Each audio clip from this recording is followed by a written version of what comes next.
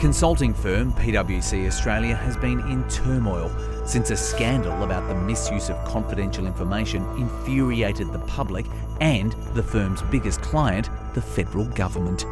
This is a shocking breach of trust. There's a lot of work that we need to do to put right our firm.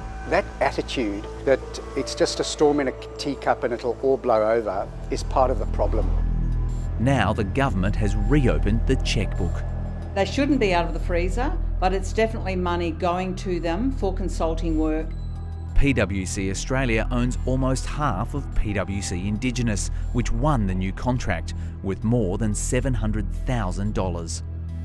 The same day, a note reminded bureaucrats of a mutual agreement that PwC Australia would not bid for any new Commonwealth work until at least December. In a follow-up statement, the department said it was a strengthening of a position adopted in May 2023. In response, PwC Australia says it has divested its federal and state government advisory business and no longer operates in those markets. PwC Indigenous has separate management and has passed a Finance Department examination that found it had a greater focus on transparency and was appropriate for the Commonwealth to spend money with. He went in, wasn't it? Senator Barbara Pocock says PwC Australia isn't fixed. They should not be allowed back to do consulting work until it's all tidied up and we've really seen a change in the way PwC does business.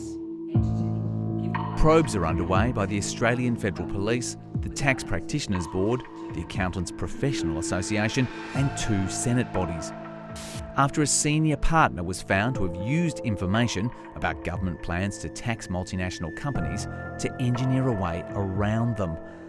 PwC staff across the globe sold the scheme, reaped millions and gloated about it. Neither the Senate nor the Australian people, and certainly the government, should not be satisfied that we've got all of the facts on the table to draw PwC back into consulting. I think there's going to be a magnificent array of rearranging deck chairs and virtue signalling. In inflammatory and personal social media posts, the professor has disparaged the firm and its leaders. PwC Australia lodged a complaint with his employer about the posts, which was not upheld. It is laughable, it's ridiculous and it's pitiful. Who am I? I'm an absolute nobody. The note from the Department of Finance was clear. Don't give PwC Australia any money.